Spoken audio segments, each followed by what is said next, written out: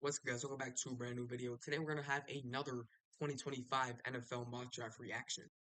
This one's going to be from The Athletic. Usually it's going to be NBA mock draft reactions for The Athletic, but right now there's no NBA mock drafts out currently, or not too much at least, or at least not from the big ones like Bleacher Report, CBS Sports, The Athletic, and stuff of that nature. But today we're going to have an NFL mock draft reaction. 2025 NFL mock draft. Could Travis Hunter go number one? And who's the top quarterback? Make sure to like, subscribe, go into the description and submit your video ideas, and let's get right into it with pick number one. It's going to be Travis Hunter to the New England Patriots. I think we saw this in the CBS Sports mock draft as well. Travis Hunter going number one. In my opinion, I think Will Johnson kind of should be that pick at number one. And if they're not looking to take Will Johnson, maybe you could trade down. Maybe you could maybe take Will Campbell here at pick number one. Either way, I think it should be a Will. Travis Hunter mentioned it in the last video too. He could play cornerback. He could also play wide receiver. It's expected for him to play wide receiver in the NFL because of the money difference. But I think if he's a guy that can come in on both sides of the ball, maybe not play all the snaps, which is something he's able to do in college. But it's not that simple as college anymore. He's going to have to learn both sides of the playbook, which one side of the playbook apparently is too much for guys like Johnny Manziel and Jamarcus Russell. So at pick number one, I would probably still take Will Johnson, but I'm fine with Travis Hunter here. Pick two, we're going to have the Cleveland Browns taking Kelvin Banks. Over Will Campbell is definitely interesting, but I think Will Campbell and Kelvin Banks both have the opportunity to go top five in this year's draft. I think pick two to the Browns, I talked about it before. Jedrick Wills has had his injury problems, has gotten worse since he's entered the league basically, and he's up for his contract, so see whether or not we bring him back. And then Jack Conklin obviously having his injuries of his own. So getting another tackle in there, I'm very cool with. And if that's Kelvin Banks, I'm also fine with. Fine with either of them, honestly. And I think for the Browns specifically, honestly, you could argue that Kelvin Banks is the better option. At three, though, we do have the Giants taking Will Campbell. I think Giants fans would be pretty mad if this is going to be another draft that they end up skipping on quarterback, at least for the first round. Last year, they skipped on JJ McCarthy. Obviously, maybe they dodged a bullet. He ended up tearing his ACL, but will that happen in the Giants training camp instead of the Vikings? I don't know.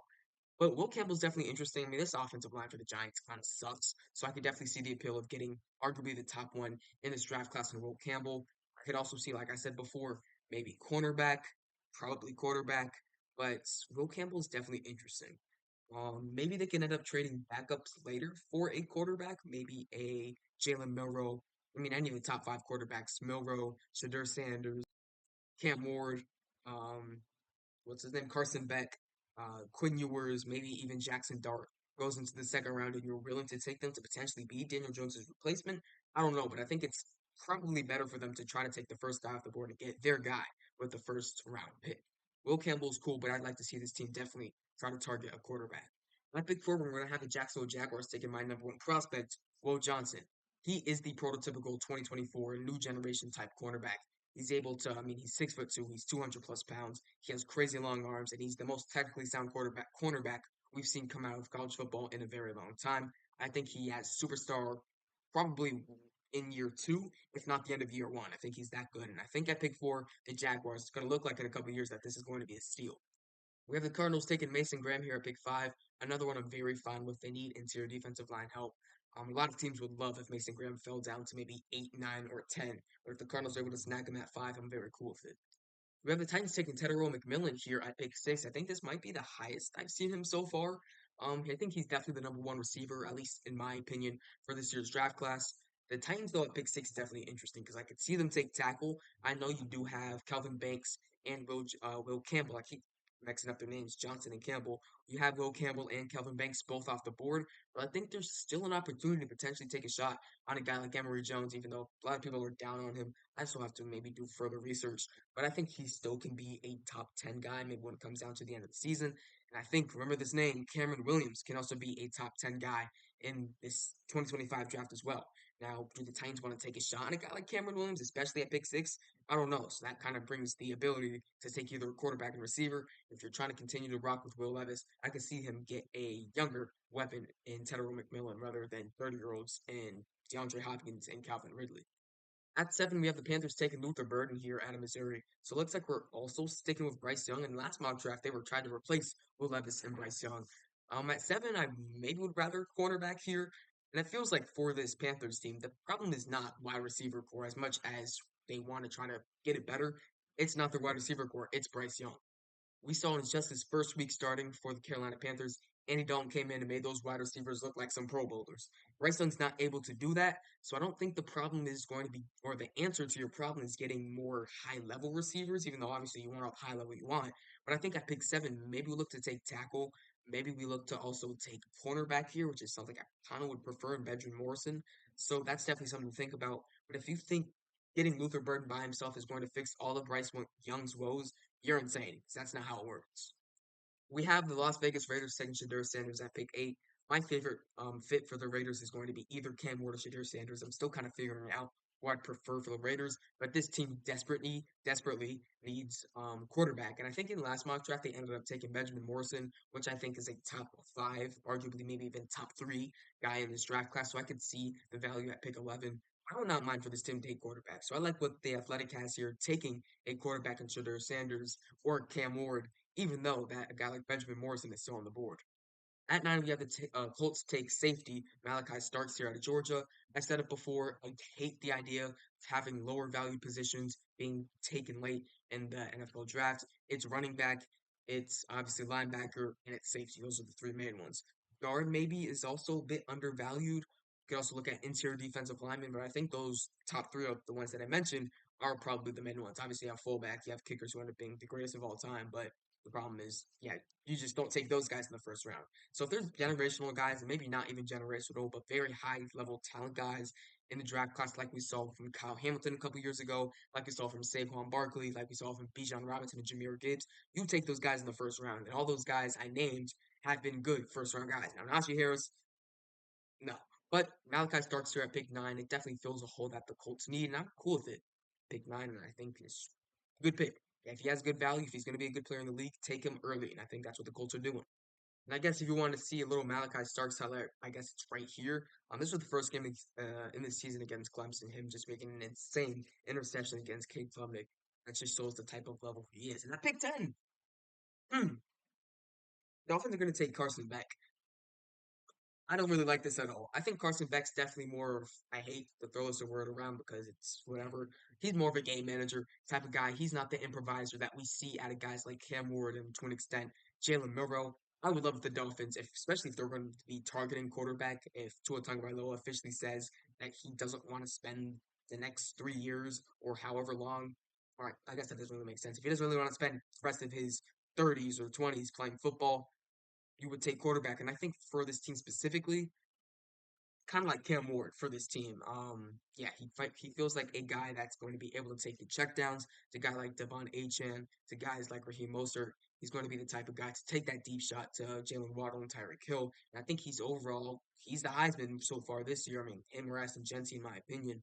But I think so far, or for the Dolphins specifically at Big Ten, I would prefer him over Carson Beck. Honestly, every day of the week. The Broncos take Isaiah Bond here at pick 11. We've seen Luther Burden go off the board. We've seen Tetero McMillan go off the board as well. So him being potentially the next wide receiver up, honestly, I'm cool with. I just think at 11 it might be a little bit too early. And there's always been the trade rumors of throwing around guys like Cortland Sutton for a trade. They already traded a guy like Jerry Judy, or not traded. Was he a free agent or was he traded to the Browns? I think he might have been traded. Can't exactly remember. But yeah, so if getting a new receiver for Bo Nix will help him out that much, then I guess you go ahead and take it. Similar thing to Bryce Young. It doesn't really feel like that system is the problem for them. Kind of just feels like they're not great quarterbacks right now. So maybe getting a receiver doesn't help them immediately, but maybe down the road you can see it. So I guess I'm cool with Isaiah Bond here at 11. It's just really the highest I've seen him so far. At 12, the Rams get an absolute steal here, and Benjamin Morrison. If he falls to 12 and the Rams are able to take him, oh my gosh. He's a top 3, top 4, top 5. I don't really know yet. I haven't made my official prospect rankings for this year's draft, but he's definitely top 5, and I could say that at the least. Other guys I could see the Rams take here, obviously Benjamin Morrison was off the board. I could see maybe Tacario Davis here, pick 12 to the Rams. He's nice. He's definitely one of my guys in this year's draft class. I could also maybe see tackle, a couple other things as well.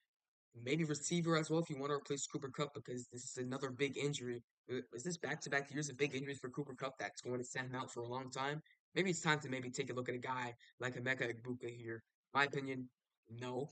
think that this is the right pick of Benjamin Morrison, but if he was off the board, there's definitely a lot of question marks that you could throw around. The Bears take Emory Jones here at pick 13. You have Calvin Banks off the board. You have Will Campbell off the board. So if the Bears are willing to take a chance on a tackle here at 13, a guy like Emory Jones, who I think has very high potential, but definitely a lower floor. I think he definitely has some flaws when he lines up with the offensive line, just him lining up in general. Bears offensive line this season has been terrible, but I could also see them potentially take edge. I really like Abdul Carter here at Penn State if he does end up going. Be cool with that to the Bears, but I could see them getting more protection around their franchise guy and Caleb Williams. The Bengals take Kenneth Grant here at 14. I came into the season thinking Kenneth Grant was going to be on the same level as Mason Graham, potentially being two top 10 interior defensive linemen from the same college team going to the NFL. Now, I think he's kind of struggling to stay into that first round conversation. He has just not been that good. His pressures have not been that good so far in college football for Michigan this year. And if I had to do prospect rankings for that interior defensive lineman position, Tyleek Williams is probably already ahead of Kenneth Grant. Kenneth Grant kind of just falling right now. Hopefully he bounces back, but right now, I don't think he's a first round guy. Falcons take James Pierce here at 15. Again, I'm cool with any edge. Honestly, the rankings are still not made up in my head. So if you think Pierce is the best guy for the Falcons at 15, go ahead and do it. I think this is a good pick. Deion Walker to the Cowboys here at 16. This kind of feels like an Ashton Genty pick. I don't know if he's going to have Ashton Genty in the first round because we saw a lot of running back, potentially needy teams passing him already in the Cowboys, in the Bengals, in the Browns potentially as well. So interesting that they went Deion Walker. I can definitely see the want to have another interior defensive lineman, but Ashton Genty still being on the board kind of feels like they have to take him.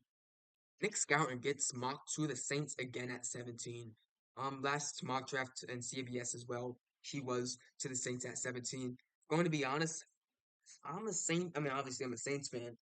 If I'm the Saints, do I or am I willing to take a shot at a high value, raw type of tackle here in Cameron Williams? I'm not so sure because I think he has a chance to go maybe top 10 in real life when we get down to it. So him at 17 would potentially be a steal. Well, with the Saints' older team, maybe there's some question marks because if he doesn't pan out, that's just a waste of a first round pick. We have Aaron Rodgers getting another weapon here for the Jets here at pick 18 in Colston Loveland. I thought for them last year, they could have took a guy like Brock Bowers, who I think is better than Colston Loveland. So I don't really understand the point of taking tight end now. It's not like the position has got any better from last year, but I'm just confused why you wouldn't take Brock Bowers now. I know you did take Olufashanu, excuse me, who has high potential, but he hasn't really played that much this year for you guys. So maybe I would rather Brock Bowers last year and look to take another tackle this year. Maybe you can take Jonas Savanaia, who might not be a tackle at the next level, but can definitely try that out. I've preached for Cameron Williams so much, and for a team that might lose Aaron Rodgers next year, maybe it's time to continue to stack up on those high, raw players in this draft class. But I think Loveland's value here at 18 makes sense. I just don't understand why you wouldn't take tight end last year. At 19, we have Abdul Carter to the Chargers. I'm cool with them targeting edge here. I could also see interior defensive line. I could also see receiver here. Mecca Ibuka still on the board. But yeah, 19 here. I'm cool with taking Abdul Carter. He's probably my number one edge so far this year in college football, but it's definitely close. Michael Williams is another one of those guys that can make an argument for number one edge. And like I said, 20 is cool for Michael Williams. I think the Eagles are getting a good player. And again, the Georgia Eagles connection is very alive. Ariante Ursary is definitely a guy I expect to see in last mock draft we reacted to. He's definitely one of those tackles I kind of would lock in for the first round. I'm kind of surprised I did not see him in last mock draft. Like, I'm actually very surprised. So he's going to be a very good player at the next level, and I like him to the Packers here at 21. Jalen Walker to the Seahawks. I think this is what we saw last time again. He's potentially edge one in this class. He also can play off ball at linebacker. I'm cool with this. I mean, I like all these edges going in. I think all these guys or some of these guys at least, if they end up continuing to play at high levels, they can end up being top 10, top 5 picks and play up to that level. I think Jalen Walker is one of those guys. Siobhan Ravel here at 23, I just have no clue why he's in this mock draft because I believe he's going to return back to ECU next year. Yeah, tore his ACL. I think if he hadn't torn his ACL, he would be in that top 10 conversation. But I don't really see the point of the Buccaneers taking a shot on a guy who might not even be ready next year for them. Commanders take Mansour Delane here, cornerback at 24. We haven't seen Tacario Davis yet, and I think if I was to take a cornerback here for the Commanders, I would rather Tacario Davis, but I'm cool with Delane here at 24 to the Washington Commanders. He's had a very good season for Virginia Tech. Emeka Egbuka goes here at 25 to the Steelers. Yeah, I'm cool with this. They don't usually take receiver in first round, but when you have your potential franchise quarterback, it's time to surround him with more weapons. Emeka Egbuka at 25, it's cool. Jonah Savanaia to the Baltimore Ravens here at 26. Again, I think this guy has potential to be top 10, especially if there's a team that on the top that needs to take interior offensive line. But if the Ravens are able to snag him at 26, I'll also be very cool with it. I think this is a great pick for the Baltimore Ravens. Janae Barron is to the 49ers here at pick 47. Them picking cornerback is interesting. I'd like to see them pick tackle. I've said it once, I'll say it again. If there's any guy that I'd love to learn underneath Trent Williams for the future, it's going to be Cameron Williams. So maybe I'm just a Cameron Williams super fan, and he doesn't really deserve to be a first round talent. But I think at 27, maybe we could take a shot like that. Cool Jade though at 27 for sure though. Ashton Genty falls to the Texans at 28, and if we really have an offense, CJ Stroud. I mean, this is going into next. I guess Joe Mix is on a 1 year deal, huh? But CJ Stroud, Nico Collins, Tank Dell, and Ashton Genty, that's probably the most powerful offense we've seen in a couple of years. At 28, if Genty falls to 28, that's going to be a steal. Alec Ayamaner, excuse me, is to the Lions at 29. Do they really need to pick corner or a receiver here at 29? I'm not sure. I'd like to see them target edge potentially. I think there's still a couple of edges that I'd like to see go in this draft class. Maybe a guy like JT Tuimoloau, maybe a different guy as well. But I don't think that this Lions team needs to take receiver. Denzel Burke to the Buffalo Bills here at pick 30. I like this a lot, especially with all those wide receivers being off the board. Cornerback is cool for me. At pick 31, we have Maxwell Hairston to the Minnesota Vikings. Interesting. I maybe think about them taking more of a, I guess, linebacker, obviously not a high value position here in the NFL anymore, but maybe a guy like Cameron Williams? I don't know. Maybe I'm just super fan, but I could see it.